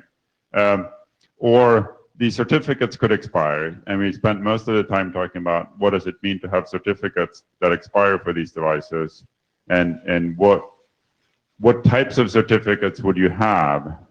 It seems like you would end up with multiples of manufacturer certificates, but which there didn't seem to, in the group where we talked, there didn't seem to be a reason to have a manufacturer certificate for the device that has a shorter lifetime than the expected lifetime of the device. So if you think your device is going to be around for 20 years, don't issue it a 2-year certificate, because it doesn't make any sense, right? You're just causing extra work. But you might then install the the owner or whatever of the device might have some particular certificate that they install as part of deploying it that might be of shorter lifetime. So you have end up with some sort of certificate management issue in this space. The other thing that's coupled with this is that we talked about is, you need to, if you've been sitting in the door, certificates for remote services might have expired, but your software might be old as well. So sort of do you always have to start looking for updates? That seems to be common with software today on your laptop, but that might be something that should sort of be the default operation for these devices as well, that they start looking for updates to the software they already have. And before that, they can't really become part of the application, right? They can just join the network to look for an update. So that's sort of the summary of what we talked about. Some of the sort of research questions here are around, the other thing that, are the privacy issues around these certificates where you can find out about devices having been sold to different users over time, resold, because they're using the same manufacturer certificates. Are we concerned about those issues? And one question was sort of the key one around the sock drawer problem is there a difference between the device being on the network and connected and its software getting old and the certificate it holds for remote parties expiring, as opposed to it sitting in the drawer and sort of discovering all of this stuff when it gets plugged in 2 years later, right? And don't have an answer to that question, but I think that would be something that's worthwhile to go explore in more detail.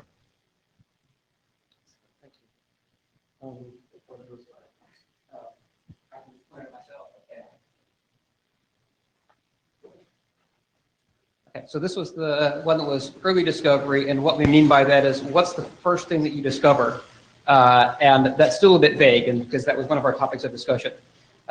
So when you look at discovery of servers and things, you say, well, what's the first thing you discover for various reasons? Well, you might discover, for example, a resource directory. Well, then how do you discover the resource directory? Oh, well, maybe somebody said you discovered an authentication server. Oh, well, then how do you discover the authentication server? And so, all these different things that are sort of just a level of indirection just push the problem sooner, okay? And then come all the way back to, well, kind of the first thing that you do is you get on the layer 2 network. And so how do you discover, the access point or whatever it is? And so one of the discussions was, to what extent, at one extreme, you have layer violations, we try to discover as much as possible all at the same time. And maybe the same way to get on a layer 2 network, you discover all the other servers you need. And at the other extreme, you have a whole bunch of successive things, just increases, keeps layering, but increases how long does it take you to get configured, to get on the network and be able to discover stuff, because you have to discover, go through multiple round trips and things. Okay. So that was one of the topics we said, what do we mean by early? This also gets into different levels of trust, which I'll come back to in a minute here. The other part of this had to do with, for any particular space, okay, and there's things like, well, what if there's multiple link types within the network? What if a client is on, Wi-Fi and the server is on 802.15.4 or vice versa or something? What if those are different subnets, even if they're the same link type? And so there's different constraints. And so the question is the discovery mechanism the same across them, or is it different and specific to the subnet or specific to the link type? Okay. And if it isn't the same across all of them, then you end up with coexistence issues, and there's two examples, which is, the client uses one to say discover the resource directory or the server, and the server is publishing on a different mechanism, and you have to sort of proxy that. Another example is on the same network, if I'm supporting, say, RA and DHCP, do they have any interactions between them, and what's the preference orders, right? And so all those issues come into play. There was an interesting issue on the server side, meaning the resource server. How do I decide whether I want to be discoverable and by whom? Okay, what's the criteria that I might use to make that decision? And on the client side, there was a desire for sort of continuous discovery, right? I have some criteria. I wanted to find, the lights or something like that. And the set of lights may change over time. Maybe the light switch comes up later than the lights. Maybe they come up. Maybe the lights come up later. And so your set of answers change over time. And how do you be notified if you want to have sort of a hanging continuous discovery that's going all the time as new things are coming and going? Is that possible? What happens if the attributes of the resource servers change? So that device that used to have a certain set of attributes, it changes its attributes, and therefore it now becomes part of the answer or becomes no longer part of the answer. Then there was a discussion around the relationship between discovery and presence, right? Can I discover something that is no longer there, or a discovery tied to presence? And then finally, if I can discover a bunch of things that all claim to be the same, is my level of trust in the answers the same? Or is there a different level of trust in different answers based on a reputation or something else? And should the discovery system take that into account? Again, we're mostly focused on the early discovery, but some of these bleed over into sort of late discovery of the actual resource servers, and some of them also affect how do I decide which of those DHCP servers do I trust, and so on. Right? So, and then finally, we came up with the properties we need, and we listed a bunch of properties completely unranked that might be desirable things that for people to consider. So that was kind of where we ended up. Excellent. Thanks, Dave. And we're a bit over time, so very brief last report. Thanks. Ideal, brief. So our topic was what are the problems we're running into by running different kinds of systems on the same networks, which Dave has just touched on. And I think we noted that there's some missing work, for example, something that could coordinate across the uses of radio, something like a super Mac that is available. We do this in a layer that is knowledgeable about a particular level of radio, and we're not necessarily managing resources very well. And one reason things are so different is because we sort of engineer to the constraints of a given time. We shouldn't do that. We should try to engineer so that our sensors are actually, and our designs are intended to be a little bit more future-proof. And I don't know if there's a purpose of writing some guidelines for people, the kind of guidelines we would have written for middle boxes if we'd known what we were going to get into with all the heterogeneity later. And then people mentioned a couple of good buzzwords, cognitive radio and cloud, and how did those help us or hinder us in our thinking about this? And hopefully we'll digest a little bit more of that when we write it up. Okay, excellent. Thank you, everyone. It was very useful session, a lot of good questions. And before we end up, one final question for everyone. So this was a research attempt. We tried a completely different style we've been doing so far. So the question would be, did you find this useful? More useful than maybe one of our usual formats. So I will ask two questions. Raise your hands, please. So if you think this was a useful thing, can you please raise your hand now? Okay, I see majority of the room. And if anyone thinks this was less useful than our usual format, please raise your hand now. Yeah, as a researcher, I have to know this is a somewhat biased sample because those who didn't think this was useful have long since gone. Yes. Okay. So thank you very much. Okay. So We will Yeah. take collecting information from this to the list. So again, we expect the facilitators to send a page or two to the list, and we will see if we can turn this into a document for maybe some of the breakouts. Thank you. And if you did not want to sign the blue sheets yet, please sign them. Waren immer noch unsere Ad-Hoc-Sessions machen diese Woche?